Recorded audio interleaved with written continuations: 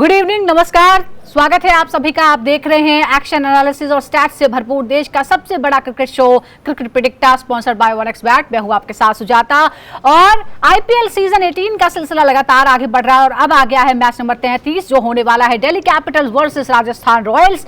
दोनों ही टीमें जो है वो जबरदस्त फॉर्म में नजर आ रही है। थोड़ा उतार चढ़ाव जो है वो देखा है राजस्थान रॉयल्स ने, लेकिन दिल्ली कैपिटल्स लगातार शानदार रंग में नजर आ रही है। सिर्फ एक मुकाबला वो हारी है अपने घरेलू मैदान पर, लेकिन आज के मुकाबले में क्या होने वाला है दोनों के बीच की अगर हम हेड टू हेड मुकाबलों की बात करें तो कुल मिलाकर 29 बार इनका आमना सामना हुआ है, जिसमें दिल्ली कैपिटल्स ने 14 बार और आरआर ने 15 मुकाबले जीते हैं। यानी बिल्कुल लगभग बराबरी का ये पूरा मुकाबला है। और इससे पहले आपको याद दिला दें कि पिछली बार यानी 2024 के सीजन में दिल्ली कैपिटल्स ने 20 रन से आरआर के खिलाफ जीत हासिल की थी। लेकिन आज के मुकाबले में क्या होने वाला है, अगर हम वेन्यू के हिसाब से बात करते हैं और दिल्ली में जब दोनों का आमना सामना हुआ है तो कुल 9 मैच खेले गए हैं, जिसमें दिल्ली ने 6 और राजस्थान रॉयल्स ने 3 मुकाबले जीते हैं। पिछला मुकाबला दिल्ली कैपिटल्स ने यहीं पर 20 रनों से जीता था। अगर हम जयपुर की बात करते हैं तो जयपुर में कुल 7 मुकाबले खेले गए, वहां दिल्ली ने 2 जीते और 5 जो है राजस्थान रॉयल्स ने जीते हैं। और पिछला मुकाबला आरआर ने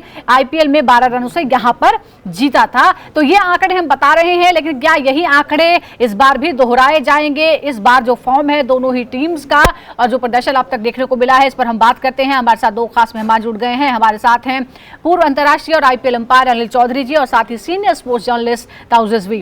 अनिल जी, हमने जो अभी रिकॉर्ड देखे हैं दोनों लगभग बराबरी के ही दिखते हैं। 29 में से 14 एक ने जीते हैं, 15 एक ने जीते हैं। लेकिन जो फिलहाल फॉर्म है दिल्ली कैपिटल्स की और राजस्थान रॉयल्स की, दिल्ली कैपिटल्स अब तक सिर्फ एक मुकाबला हारी है और शानदार फॉर्म में नजर आ रही है और अगला मैच भी उसके अपने घरेलू मैदान पर होने वाला है। हालांकि पहली और एकमात्र हार जो अभी तक उसे झेलनी पड़ी है वो सिर्फ अपने घरेलू मैदान पर। आप दोनों की फॉर्म को देखकर अब क्या कहेंगे, आज के मुकाबले में क्या हो सकता है? आप जो रिकॉर्ड देख रहे हैं पुराने वाला, या पुरानी दिल्ली को देख रहे हैं? अब ये दिल्ली नई है और ये टीम बहुत स्ट्रांग है। भले ही रात एक मैच हार गए हैं और अपने ग्राउंड पे ही अब छोड़ेंगे नहीं। आई थिंक ये कोर्स करेक्शन हो गया इनके लिए कि हार गए और ये जो चीजें गड़बड़ हुई हैं वो देखेंगे।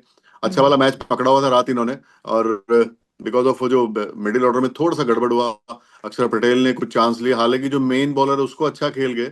तो इस मैच में राजस्थान रॉयल और दिल्ली में जो मैच ये होने वाला है, इसमें जो टॉस जीतेगा वो पहले ऑफ कोर्स बॉलिंग करेगा। बहुत फर्क पड़ेगा कि बाद में बैटिंग कौन करेगा, क्योंकि बैटिंग दोनों की अच्छी है, बाउंड्रियां बहुत छोटी हैं। जो मैच को आखिर तक अपनी 3-4 विकेटें बचा के रखेगा वो जीत जाएगा। दिल्ली का मुझे हल्का सा लगता है कि क्योंकि एक मैच हार गए हैं अभी, दिल्ली थोड़ी शायद ऊपर रहेगी क्योंकि अपने ग्राउंड पे खेल रही है और दिल्ली की पूरी यूनिट बहुत स्ट्रांग है। इस मैच में केएल राहुल नहीं चला, तो आप देखिए नायर ने कितनी अच्छी बैटिंग करी है। सब लोग मिलकर अगर बैटिंग ये करेंगे और बॉलिंग ऑलरेडी इनकी ठीक है, कुलदीप ने अच्छी बॉलिंग पीछे से करते आ रहे हैं। थोड़े रन गए लेकिन विकेट बराबर लेते हैं। मुझे लगता है कि दिल्ली का अपने ग्राउंड पे पड़ना भारी रहेगा।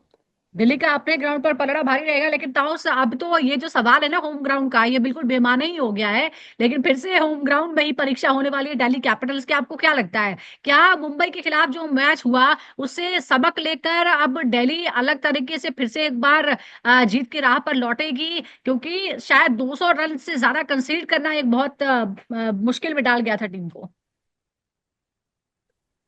नहीं, सही कह रहे हैं आप। 200 रन से ज्यादा कंसीड करेंगे तो बड़ा ही मुश्किल हो जाता है। और जिस तरह से इन्होंने ऑलमोस्ट चेज कर लिया था करुण नायर की बदौलत, तो वो कॉन्फिडेंस मुझे लगता नहीं है कि एक मैच से जाने वाला है। क्योंकि जिस तरह से अभी तक उन्होंने डिलीवर किया, और पिछली बार जब हमने बात की थी तो एक पीक के बारे में बात की थी। दिल्ली कैपिटल्स अर्ली पीक कर लिए, विच इज लाइक आपने एक लंबा टूर्नामेंट जिसमें 14 मैचेस होते हैं, जो आपके करियर में या आपके थ्रू आउट इसमें ये सीजन में फेजेस आते हैं। जो मुंबई इंडियंस का आपने देखा है कल जिस तरह से फेज आया, ऑल्दो रिसीविंग एंड पे थे Jasprit Bumrah, but honestly speaking कि देखिए वन ऑफ मैच में इनको मैं अभी भी वो नहीं करूंगा कि यार एक मैच हार गया तो पूरा खत्म ही हो गया। ये तो अभी छठी मैच थी, 5 मैच खेल चुके हैं जिसमें 4 मैचेस जीत चुके हैं, तो इतना कुछ वो नहीं रहे। पॉइंट्स टेबल में देखेंगे इनको 4 मैच राजस्थान रॉयल्स हार चुके हैं, अब हम्म। बराबरी के हिसाब से आप देखेंगे तो बैटल ऑफ अनइक्वल है, क्योंकि जो फॉर्म में दिल्ली कैपिटल्स में और जो फॉर्म में राजस्थान रॉयल्स है 4 मैच हारने का, तो कहीं भी मैं इनका कोई भी मुकाबला बराबरी का नहीं देख रहा हूँ। मगर बराबरी का यार मुकाबला एट द आपको नहीं एंड ऑफ दिख द रहा डे है? एक दिस बार इज फिर टी से हम ट्वेंटी क्रिकेट। स्टैट्स पे नजर डाल लेते हैं। जैसा कि पहले मैंने दिल्ली और जयपुर में जो मुकाबले खेले गए उसके बारे में बताया है, लेकिन आप जो न्यूट्रल वेन्यूज हैं वहां पर जो रिकॉर्ड रहा है वो भी बता देते हैं दर्शकों को। न्यूट्रल वेन्यू में कुल 12 मुकाबले इन दोनों ने खेले हैं।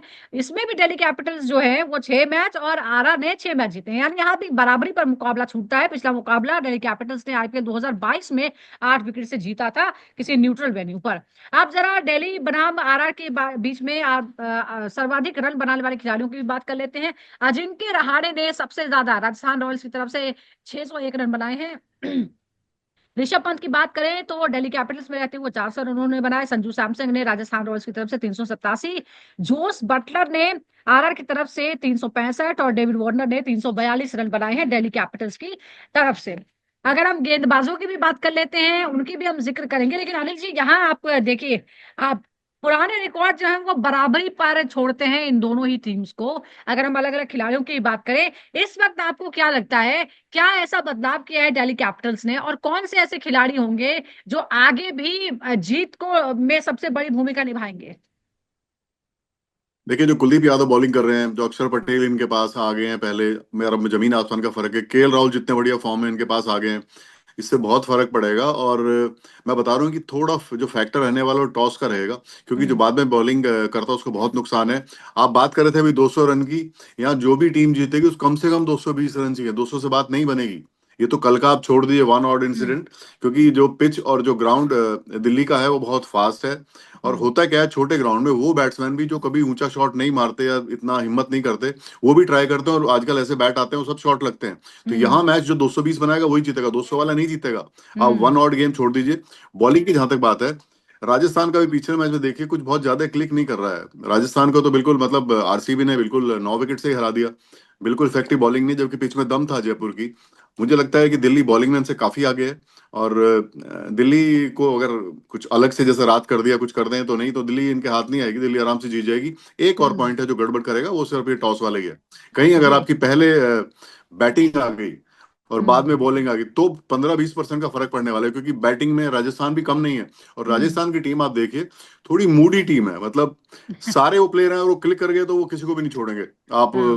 भले ही आप रेयान पराग को देखो, संजू को देखो, या बाद में हिटमायर को देखो, और शुरू में भी उनका प्लेयर हैं, हम्म। बैटिंग करते हैं वो कुछ भी नुकसान कर सकते हैं किसी का बाद में। पहले बैटिंग करेंगे तो मुझे लगता है कि फिर वो हम्म। दिल्ली बना लेगी रन। दिल्ली के पास बहुत तो बैटिंग है टॉस अभी। पर बहुत कुछ करुण नायर निर्भर ने है, जो कल आप ये बैटिंग करी, मान जो रहे हैं मिडिल वो कि कर रहा टॉस था, आउटस्टैंडिंग। टॉस जीतने वाला लकी साबित हो सकता है। जरा एक बार जो बॉलर्स हैं उनकी भी बात कर लेते हैं। अमित मिश्रा ने दिल्ली कैपिटल्स की तरफ से 20 विकेट निकाले हैं।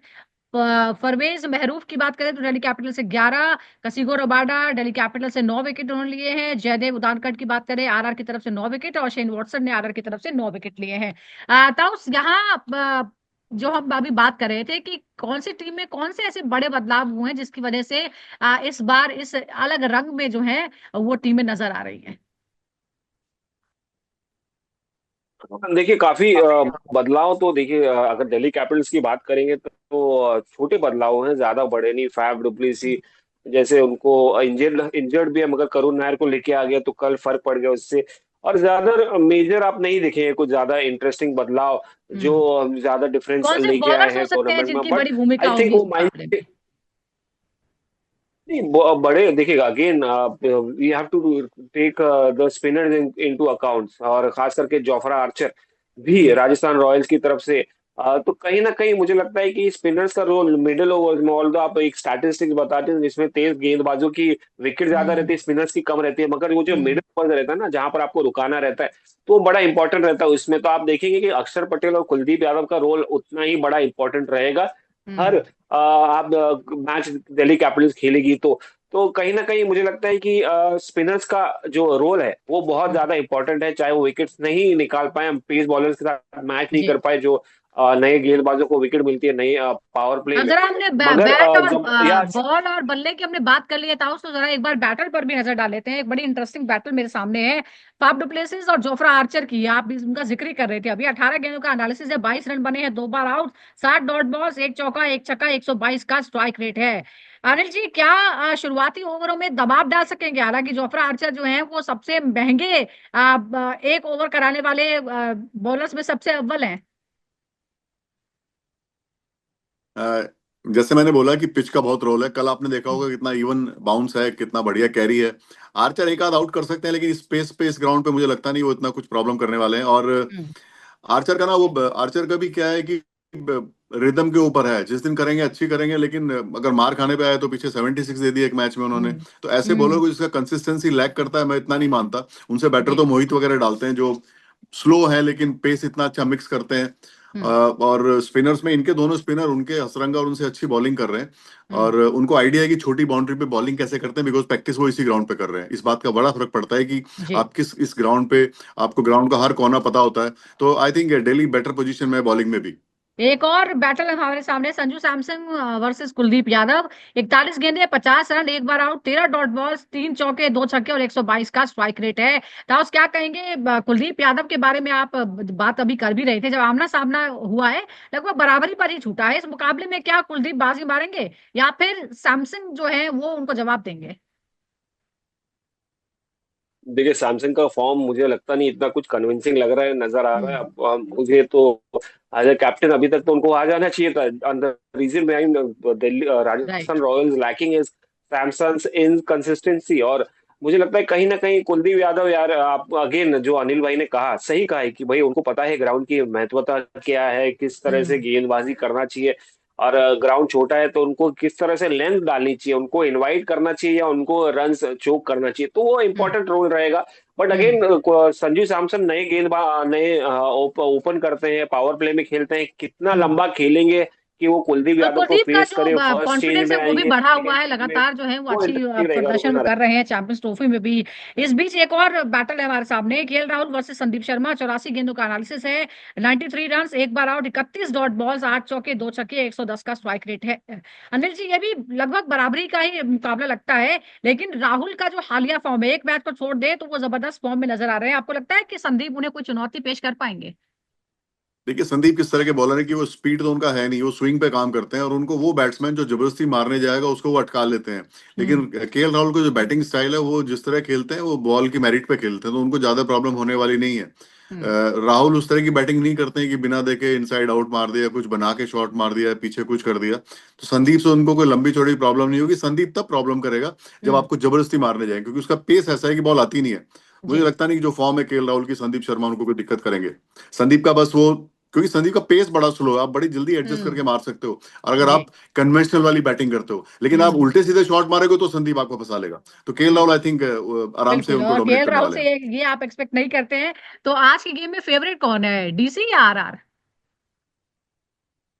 अनिल मुझे जी। डीसी लगता है, क्योंकि लेकिन मैं हाँ। बता दूं, टॉस का बड़ा रोल है। मेरे ख्याल से डीसी सीधा सीधा मुझे वो लगती है, आपका लेकिन फेवरेट टॉस टॉस गड़बड़ लग कर रहा है सकता है, मुझे। चेस। मैं बता रहा हूँ, क्योंकि छोटे ग्राउंड में और ड्यू में बहुत हाँ। फर्क पड़ता है। कल के मैच में देखिए, जब वो गाड़ी घूम रही थी पूरे पहिया गीले थे। जी और जी जी। आप ध्यान कीजिए, जब कल के मैच में जब उन्होंने बॉल चेंज किया तो पहला आउट हुआ, क्योंकि बॉल हम्म। सूख गई थी। करण हम्म। शर्मा का बॉल ग्रिप होना शुरू हो गया हाथ में, हम्म। वहां पे वो स्टेज पे 2-3 विकेट ले गया वो। बिल्कुल, तो बॉल टॉस का बहुत बड़ा रोल है। इंपॉर्टेंट होने वाला है। लेकिन टॉस आप क्या कहेंगे, डीसी या आरआर? नहीं, मैं अगेन अनिल भाई के साथ जाऊंगा, दिल्ली कैपिटल्स, क्योंकि करण शर्मा की अगेन मैं बहुत सहमत हूँ उनसे। जिस तरह से वो ग्रिप कर रहे थे, आई वाज शॉक कि यार इतना टर्न हो रहा है, मतलब आपने बॉल चेंज किया है। हम्म। तो देखिए, कहीं ना कहीं ये कैप्टेंसी की भी होती है कि आप कितना स्मार्ट कैप्टन, आप किस तरह से निकालेंगे। वो स्मार्ट हम्म। कैप्टेंसी थी हार्दिक पांड्या ने लिया कि नया बॉल हम्म। निकलो तो, और जिस तरह से मैच हुआ, यानी तीन वो जो डिसीजन विकेट लिया निकाले थे गया है कि धड़ाधड़, आप करण दूसरी इनिंग शर्मा में ने, फर्क पड़ इस्तेमाल कर जाता, सकते हैं फर्क पड़ दूसरी जाता। बॉल का, टॉस, वो जो है उसका थोड़ा सा फायदा जो है वो मिला, राइट? एब्सोल्युटली, हाँ। एब्सोल्युटली, अनिल भाई भी अग्री करेंगे इससे। और मतलब उनको हम्म। ज्यादा मालूम रहेगा इनफैक्ट कि हम्म। कितना, क्योंकि वो it's mostly about the rules basically, या। कि रूल्स किस तरह अप्लाई करना चाहिए और कप्तान दे सकता है। हम्म। और आई थिंक बहुत स्मार्टली किया, और कप्तान की भी जिम्मेदारी कहीं ना कहीं आ चलिए जाती है। देखते हैं कि मैं दिल्ली आज कैपिटल्स दिल्ली के साथ इस वक्त जाना कैपिटल्स चाहूंगा, क्योंकि वो जो सीख है सकती है वो बहुत क्या कुछ। करती है। दिल्ली कैपिटल्स बहुत ही शानदार फॉर्म में है, 5 में से सिर्फ एक मुकाबला वो हारी है अपने ही होम ग्राउंड पर, और आज भी होम ग्राउंड पर ही मुकाबला है। लेकिन ऐसा ऐसा हमारे पैनलिस्ट उम्मीद कर रहे हैं कि पुरानी गलतियों को दोहराएगी नहीं। दिल्ली कैपिटल्स का जो है थोड़ा सा ज्यादा आज वो मजबूत स्थिति में नजर आ रही है। देखते हैं मुकाबले में क्या होगा। बहुत बहुत शुक्रिया आपका ताउस और अनिल लीजिए। आपका बहुत बहुत शुक्रिया। फिलहाल क्रिकेट प्रेडिक्टा में इतना ही। इसी तरह के एनालिसिस देखने के लिए आप लगातार जुड़े रहिए सिर्फ क्रिकेट प्रेडिक्टा के साथ।